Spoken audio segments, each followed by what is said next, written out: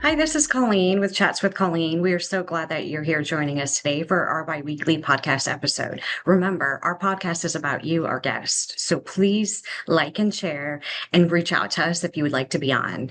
Our topics are open to pretty much any topic that's safe within reason. So this week we have Ashley Herring on, and we are going to speak to her about dating app nightmares. Now, myself, I've never been on the dating apps. I got married a long, long time ago before they were really, really popular. But I do know lots of people that have had great, successful relationships that have ended in marriage and families and the night and the like.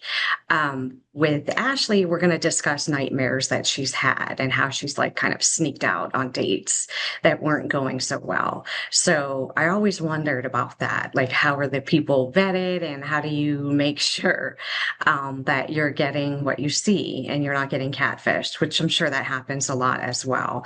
So I'm really proud of her for joining us and sharing her experiences and information on her new relationship and how she got into online dating and why she would encourage others to do it.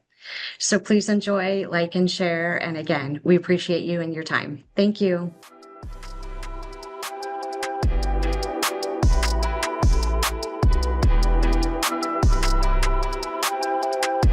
I'm Colleen, and we have Ashley Herring. And right now, we're going to talk about dating app nightmares. So, which dating apps I know they spiked up during COVID. And I know that because my sister was on them and met her husband, and they got married in October, this past October. So I know that they work. I know a lot of people that have met on them and gotten married, but I also know there's been a lot of people that have had nightmares. So that's what I wanted to interview you to see if you've had any nightmares on dating apps. But to start off, what made you want to go onto a dating app to meet men? Because nobody approaches anybody anymore. Right. It's crazy. It doesn't matter if you're gorgeous, if you're average, if you are confident, if you're not, if you don't even want any attention. It doesn't matter. Nobody comes up to you. It's true. So, but to kind of follow up with you said your sister. Mm-hmm. So after I got out of my relationship with my kid's dad, my first date was the first app that I had ever been on, and my sister made me do it. Really? And she wrote everything down. And my first date was my relationship for over 6 years. Oh, wow. Yeah. So I know it's a phenomenal way to meet people. And I know, don't you do like a profile, like an intake, answer questions and stuff? Yeah. Honestly, I never read any of that stuff. And in mine, I didn't fill anything out. Oh, really? Because I feel like those questions that they put in there, you should be talking about that on a date, And there's really you can't really tell who somebody is from a couple of words on a screen. So yeah, I was on, gosh, I don't even know, 3 or 4 of them. And my current relationship, my boyfriend, I met on a dating app as well. So that one was a Hinge. Really? Yeah, Hinge. Hinge? Yeah. So I think my sister met her husband on Bumble. Bumble, yeah. And he's local. So you can customize it to meet people that are in your area, right, I assume. Right. Okay. Yeah, right. Because you don't want to be meeting somebody in like New York and you're in Florida and then you got to get on an airplane. Yeah. Okay. And so is it more like you just look at the person? Yeah, it's very superficial. Of course. That's one thing that is kind of terrible about it is you're judging how somebody looks. But I think that's how it is in life anyways. Because if you're looking like you're at the gym working out and you see somebody and they like look at you, they're just looking. It's physical attraction it's is physical. Right. And then everybody has, and then some people may, the more they hang around with somebody, the more that they like their personality. So then it becomes like all encompassed. So, you said you met somebody on there and you had a relationship for 6 years. So that seemed like you didn't have any nightmares with that, but did you have any nightmares?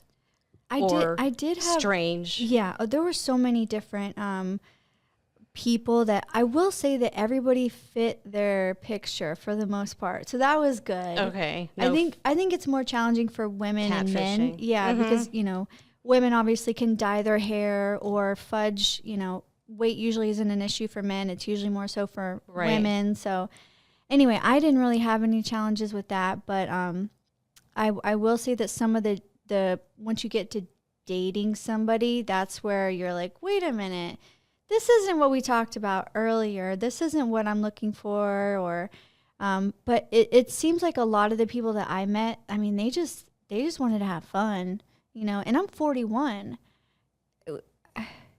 I mean, I'm past that stage in my life. You know, I don't want to just go out and meet random people and just go and do Screw around and then go back home. Yeah. I want to, you know, I got kids. What kind of role model am I going to set for my kids? I'm not going to be bringing Mo, Joe, and Larry over to the house every, you know, hey kids, this is so-and-so. So yeah, you want somebody to enhance your life, not just enhance like one night, you know? Right. Now for this guy, you know, honestly, the sweaty gym pic is what got me for him. I don't know why, but I was like, oh, he goes to the gym. Well, we'll just start there. So yeah, but that's relatable to you. And then you can spend time together if you both go and work out together. Right, exactly. So it's common interest, which, you know, most of the time you have to do something that's in common, especially as we get older, you know? Now, after the dating scene, at first I was very willing to, you know, kind of go with the flow. And then it got to the point where I was like, you know what? No, I'm not going to go, or no, I'm not going to do it. I was very, and I think that men didn't like that because I was sure in what I wanted, and it can come off as like abrupt or abrasive, or, you know, she's too hard to please or whatever. And I was like, I don't care. So like with this guy that I'm dating, or not dating, that I'm with now, our first date, I had actually just ended. I just left a date. And it was bad. It was so bad. The date was fine. We went out to dinner. We went to Canvas in Lake Nona. And then afterwards, he walked me to the car and was very persistent about giving me a kiss. And I'm like, dude, I did not send any signals that I was interested in that. Yeah, and this is a first date. Anyway, so I was like, I'm just over this. I don't want to do this anymore. So the other guy that we had kind of been talking to, this guy, you know, that I'm with now, he was coming in from out of town and asked me if we wanted to meet up. And I sent him a little video message. I'm like, look, I just got back from a bad date. I'm over it. And he's like, how about just, you know, let's just meet up. And I said, under one condition, I'm bringing my dog. And he's like, okay. So I went back and I got my dog and we had our first date. Yeah. And now he's outside walking the dog. I know. That's good. Yeah. So it seems like you have a lot in common. I do see your workout pictures and that you post, and not only just working out, like pictures with you doing events and things, and he's there. So I feel like he's supportive. He's very supportive. Yeah. I think that that's what you need in a partner. Of course. They got to be supportive in all aspects. You got you got to intertwine your relationship and your hobbies and stuff. Or then it just doesn't work. Like you said, you have to say, like, obviously, if you want to have a relationship with somebody, it has to be like giving on both sides. Right. It can't just be like, I just do what you want all the time. We have to do what I want, and then together. And I need attention. You need all this stuff. It can't just be one way. That's right. Otherwise, they'll have animosity towards that. You know, like it's always your way. It's always your way. Yeah. And the other person will be, you know, it won't work. It just will not work. So when you would like go out on a date at first, is it like awkward? Like when you first it's so get to the restaurant or the park and you're like, it's so awkward because it's the same conversation with every single person. What do? You know, how many kids? And I was so private. I didn't want to talk about my kids, but my kids are my life. So how do you do that? You know, I wanted to be able to pursue a relationship with somebody that learned about me, yet my kids are my life. So that was really hard at first too, especially, you know, I have my kids 50-50, so how do you date but then also spend enough time with this person because they got a schedule too, or maybe they have kids. So there was a lot of challenges, and there were times where I'm just like, I'll just be the single lady with the Frenchie and the kids, you know, for the rest of my life, and I'm fine with that. Yeah. Gosh, no. But so when you were on that date that you said that wasn't going well, it didn't seem like you could just leave. Like, have you ever been at like dinner, let's say, and you're like, I'm just gotta go, and never left, like before it was over? Yeah. Oh, I've done that several times. I learned not to have dinner. I learned to have a coffee Or a or cocktail. a dessert. Yeah, a Something cocktail. fast. Yeah, something to where you can easily get out of it, because you can tell right away when someone, has ulterior motives, or maybe they just have like bad breath and they smell and they're talking about inappropriate things. Just, I don't know, just not your jam. Women have intuitions, a lot of that is what you feel too. And I'm like, all right, this isn't for me.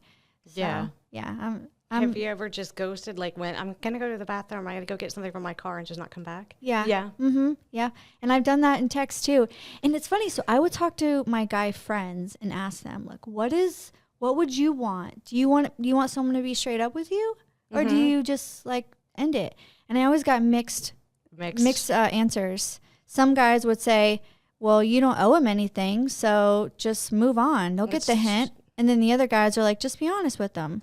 So Everybody's different. You don't Yeah. know. But then sometimes if like you're honest, they're going to get mad oh, that's happened before. and they're going to like blame you. Oh, yeah. It's like, that's a narcissist, but it's going to be your fault. Well, like, yeah. And I was listening to this podcast on the way here, and the guy was like, if you don't like the way someone smells, like if you're dating somebody or like your husband, if you don't like their like way that they smell, like it's not going to work. And then it's funny that you just said that, and I was like, that's true. It is true. Yeah, you got to be honest with them. I remember when I was dating Daniel, he used to wear Hey Dudes, and I do not like Oh, Hey the Dudes. shoes, yeah. Yeah. And so I felt bad because I didn't want to say anything, but I eventually was like, look, I think we should go get you some new shoes. He's like, these are really comfortable. I think that's why everybody likes them, because they're comfortable, but they're Yeah. not like the most like appealing. Listen, I don't care what anybody else wears. I just don't like when you wear them, okay? So you can wear them when you're not with me to the beach, fine. So, Washing the car or whatever, but that's not right. here. But not when we're going out. I didn't on want a to say date. anything, but I eventually was very honest. I'm like, look, I'm just going to let you know, there might be some things I tell you and you don't like it, but that's a you problem, not a me problem. That's good. Did you ever have somebody who wouldn't take like no for an answer? Yeah, I had a guy that I dated for, I want to say it was like 8 or 10 dates, and he ended up doing a surprise weekend and ended up drinking way too much and just a lot of little things I was completely turned off by, very childish behavior. And I was like, all right, I'm not done. I'm not doing this again. So I was honest with him only because we had invested time in each other. And I was like, look, this isn't working. And he wanted to know why. So I told him why. And so then he fired back at me. He's like, well, you this and you that. And I'm like, okay, well, clearly we're not meant to be together. Right. We're just going to walk away. And a couple months later, he slid back into my inbox and said, I've been thinking and da-da-da. I'm like, well, good for you. This isn't a thing. Oh my gosh. Yeah. I think that, that's still good for people to do, though. He reached back out to kind of. He tried. He made an effort. He made an effort, yeah. Maybe I don't know. Maybe he felt bad about the way that he was. Well, but hopefully he just learned some, Yeah. Sometimes if you ask for advice, don't expect for the other person to not dish it out to you. If you don't ask for it, that's different. But if you say, "Hey, honey, how does my hair look today?" And he's like, "Well, I think you should maybe, I don't know, put it in a ponytail today." And you don't like it. Well, why'd you ask him? Right. Don't ask for my opinion if you don't want the answer. Exactly. Exactly. Hopefully you didn't ever have anybody on it. And I wondered this too about like, not just you, but anybody. If you ever met somebody on a date and the person was like a criminal, abusive in some way, is there any recourse about you like going back to the dating app and saying like, this person shouldn't be on here?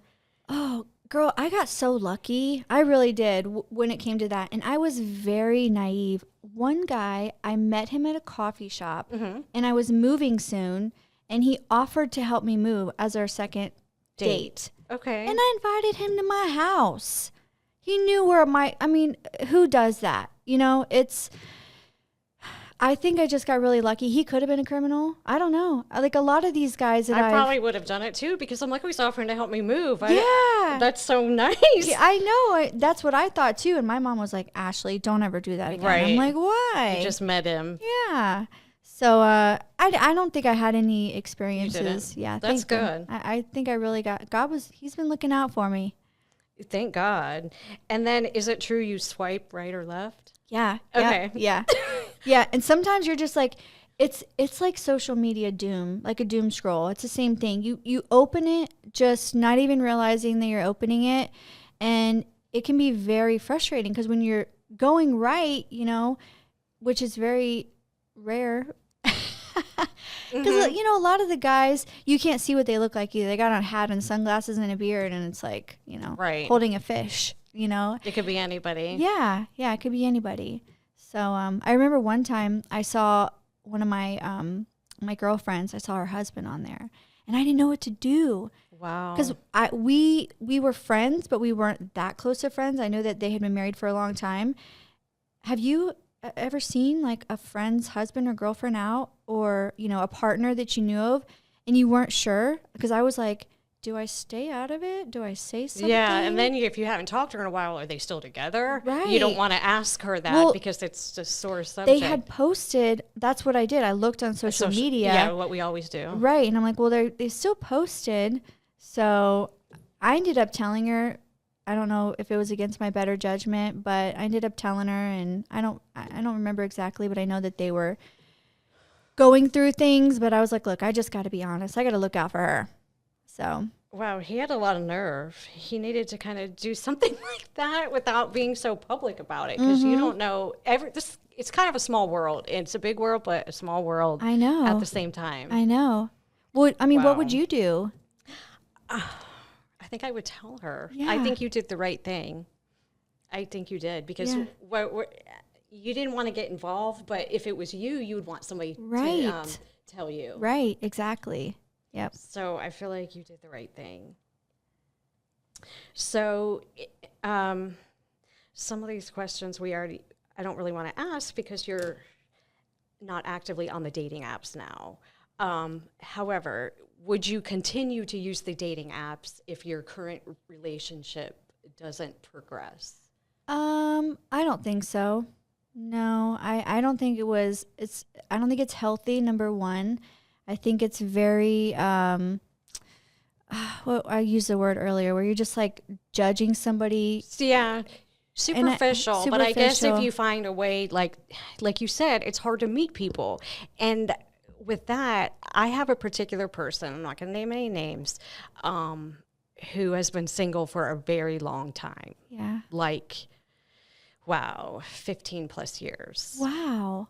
And I feel like it's so sad for him. He's such a nice person. And so people are like, well, put him on the dating apps. And I'm like, no, that's not, I can't do that. Oh, in secret? In secret. Oh my because, gosh. how are you going to put him on the dating app and then he's not going to know? It's got to be on his phone. So do you think there's, a kind way to ask somebody? Or just, do you stay out of your friend who you saw something? Well, this person, do you stay out of his life and say... maybe he's just content, but. Well, one thing that I know is that everybody is always looking for love, whether it's love within, from family, friends, a companion. Yes. And so I don't think that that's really doing them a disservice. I think that it's helpful to him. Helping them find love. I'll have to discreetly bring it up. Yeah. Talk about this podcast. But you know what? I have a lot of girlfriends who are gorgeous, independent, they're successful, they're great parents, and they've been single for a long time. I know. I don't know what's going on. I know, like I said earlier, from my experience, is that a lot of the guys either are already in a relationship at this stage of the game, right, 40s and, older, or they were in a relationship and they just want to go have fun. They're over whatever drama that they had before, and so they just want to go have fun. So that's what I experienced anyway. And I was like, I've been 25 before. I don't want to be 25 again. Yeah. You've already done that. Yeah. Yeah, So- it's true. Like I said, the popularity contest is over. That's right. That's right. It sure is. If you don't like me, I'm sorry. Yeah, it's like you're kind of stuck in your ways with a lot of things. You can't really change it. So everybody has something you're not going to like about them. I mean, we all have annoying and we can all be a pain, but then everybody's the same. So Yeah. you just have to be able to, I mean, as long as it's not hurtful and abusive, Yeah. obviously, but Yeah, you you, know. you got to learn how to love what you have and embrace and be grateful for what you have and realize that the grass isn't always greener. Right. But like you said, there's going to be challenges, but a lot of times, see, I didn't come from a family of long marriages. Mm-hmm. So breaking up and moving on has just been the norm. And so I think that hindered me in thinking that was what it was supposed to be. And if you aren't doing, if things aren't going your way, you just move on. Mm-hmm. And so I think that the beauty of long relationships and staying in them now is really learning how to navigate the challenges with your current partner. And I'm just now learning all that and letting things that you wouldn't normally let slide, as long as it's within you got to stay true to what your core values are, But if they aren't making the bed like you wanted them to, you wanted your person to be a 5 a.m. morning person and they're not, let it go. Right. You can make it later. Yeah, make it later or go mess Exactly. it up again. Exactly. It doesn't have to stay made. But what kind of advice would you give to somebody who's thinking like everything's supposed to be like this picture fairy tale? Oh my gosh. Get rid of all the expectations that you have, And if you want something, you have to really become that person that you want to attract. So if you want, a man who goes to the gym, or you want a man who's successful, or you want a man, of course, defining what success means to you. Right. If you want a man who treats his mom and his parents with respect, you have to become that person too. So that you can attract that person, because that's just naturally how it works. And then you start hanging around those kinds of people, and then you eventually find that person, because, they're kind of within the space that you're hanging around. They're hanging around that space too. So, lower the expectations, get rid of the expectations of how someone is supposed to treat you, yet stay true to like your core values of, I want to be loved. I want them to open the door. I want them to be loyal, that sort of thing. Yeah. And helpful. Yeah. That's such great advice. Yeah. So we're going to end that there. Okay. There was an exciting one. I crossed this one off my list because I had some specific people that I wanted to interview. So thank you. Oh, awesome. That was fun. It was really fun. fun. Thank you. Thank you, Colleen. You're welcome.